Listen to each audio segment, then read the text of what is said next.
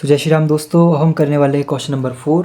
यहाँ से हमारे पास नॉन होमोजेनियस वाले क्वेश्चन स्टार्ट हो रहे हैं। ठीक है, तो क्वेश्चन नंबर 4, 5, 6, 7 ये 4 क्वेश्चन नॉन होमोजेनियस के होंगे। ठीक है, इसमें क्या बोला है, using matrix method test the consistency of the system of equations. ठीक है, मैट्रिक्स मेथड का यूज़ करके ये हमारे पास जो 3 लीनियर इक्वेशंस दी है, इसको हमें कंसिस्टेंसीज की चेक करनी है कि कंसिस्टेंट है कि इनकंसिस्टेंट है। तो कंसिस्टेंट इनकंसिस्टेंट क्या होता है ये हम समझ लेते हैं। हमने नॉन होमोजेनियस के केस में 3 चीज़ें पढ़ी थी। जब हमारे पास rank of A augmented rank के बराबर है और जो ऑर्डर है ये तीनों बराबर है, तो हमारे पास 0 सॉल्यूशंस होते हैं। ठीक है, जब हमारे पास rank of A equals to rank of augmented matrix के बराबर होता है, बट ये दोनों ही ऑर्डर से छोटे होते हैं, तो हमारे पास इनफाइनाइट मैनी सॉल्यूशंस होते हैं। तीसरी चीज़ हमने पढ़ी थी, अगर rank of A rank of augmented matrix के बराबर ही ना हो तो उसमें कोई सॉल्यूशन नहीं होता। तो ये जो 2 केसेस है हमारे पास, इसमें सॉल्यूशंस होते हैं, इसलिए ये हमारे पास कंसिस्टेंट होता है। ठीक है, और इस केस में हमारे पास कोई सॉल्यूशन ही नहीं होता, इसलिए इनकंसिस्टेंट बोलते हैं इसको। कंसिस्टेंट का मतलब होता है जब हम सॉल्यूशन को फाइंड आउट कर सकते हैं। तो इन दोनों केसेस में सॉल्यूशन मिलते हैं, इसलिए दिस इज़ कंसिस्टेंट केस। ठीक है, और इस केस में हमारे पास सॉल्यूशन नहीं निकलता, इसलिए ये क्या हो गया, इनकंसिस्टेंट हो गया। यही हमें बताना है। इसमें ये जो हमारे पास 3 लीनियर इक्वेशंस दी है, मैट्रिक्स मेथड से इसको सॉल्व करके हमें ये बताना है कि हमारे पास इसमें कौन सा केस लग रहा है कि जब हम रैंक ऑफ ए निकाल रहे हैं, रैंक ऑफ ऑगमेंटेड मैट्रिक्स निकाल रहे हैं और ऑर्डर निकाल रहे हैं, तो क्या वो तीनों बराबर है, क्या ये दोनों बराबर है और ये बस इसके बराबर नहीं है, कि क्या इन तीनों में से कौन सा केस आ रहा है। ठीक है, ये हमें बताना है। तो सबसे पहले हम क्या करेंगे, अच्छा हमारे पास जो कंसिस्टेंट इनकंसिस्टेंट का वाला केस है ना, इसमें बोला हुआ, इसमें हमारे पास ये 3 चीज़ें निकालनी है। ठीक है, तो इन 3 चीज़ों के लिए हम क्या क्या कर सकते हैं, पहले तो इसको मैट्रिक्स फॉर्म में लिख लेते हैं। क्या आ जाएगा, 1 3 7 -4 8 8 -8। ठीक है, 7 -2 26, ये हमारे पास मैट्रिक्स है। वेरिएबल मैट्रिक्स ये हो गई, राइट हैंड साइड में 8 6 31 ये हमारे पास है। सबसे पहले हम निकालते हैं रैंक ऑफ ए। ठीक है, रैंक ऑफ ए निकालते हैं। इसका रैंक निकालने के लिए हम इसको इक्लॉन फॉर्म में रिड्यूस कर देते हैं। तो रो 2 पे मैंने ऑपरेशन अप्लाई किया सच दैट रो 2 -3 टाइम्स रो 1, रो 3 पे किया रो 3 -7 टाइम्स रो 1।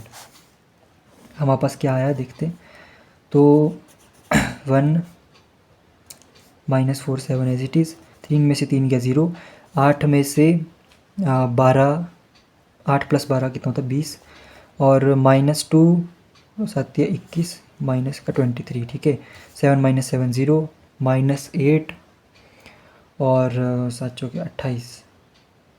ठीक है, तो ये हो जाएगा 20, 26 -49। ठीक है, 49 -26 करेंगे, 3 2 23, उल्टा कर रहे हैं ना, -23 आ जाएगा इधर, और यहाँ पे आ जाएगा x y z, और यहाँ पे हमारे पास इस पर भी अगर ऑपरेशन अप्लाई करें तो 6 - 3 टाइम्स, तो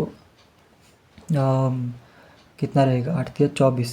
ठीक है, तो ये हो जाएगा कितना, 18 माइनस का 18, 31 - 7 8 56, 56 - 31 कितना है, 5 2 25। ठीक है, तो माइनस का 25 आ गया ये।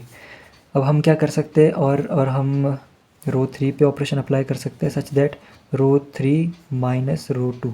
ठीक है, हमारे पास क्या जाएगा, 1 -4 7 0 20 -23 0 0 0, ये हमारे पास पूरा कट हो जाएगा x y z, और यहाँ पे हमारे पास क्या जाएगा, 8 -18 -25 + 18 7 माइनस का 7,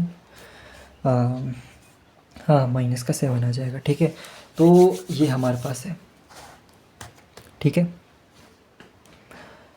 यहाँ पे हमारे पास जो रैंक निकला है ना इस मैट्रिक्स का, वो कितना निकला है, ये जो ए मैट्रिक्स है इसका हमारे पास रैंक कितना निकला है।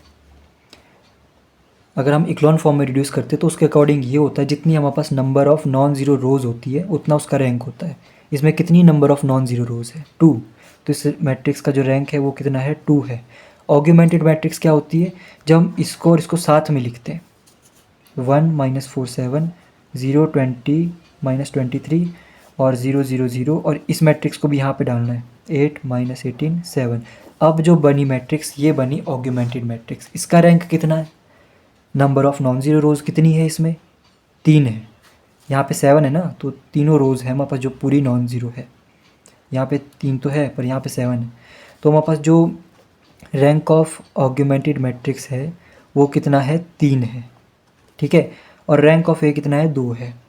तो ये तो केस हमारे पास थर्ड वाला हो गया कि रैंक ऑफ ए हमारे पास रैंक ऑफ ऑग्यूमेंटेड मैट्रिक्स के ही बराबर नहीं है, तो ये हमारे पास क्या हो जाएगा, इनकंसिस्टेंट हो जाएगा। हमारे पास सिर्फ कंसिस्टेंसी पूछी थी, इसलिए हमने इसकी कंसिस्टेंसी निकाल ली कि ये क्या है भाई, इन नॉट कंसिस्टेंट है, इसका हमारे पास कोई सॉल्यूशन ही नहीं निकलेगा, ठीक है। तो ये हमारे पास हो गया क्वेश्चन नंबर 4।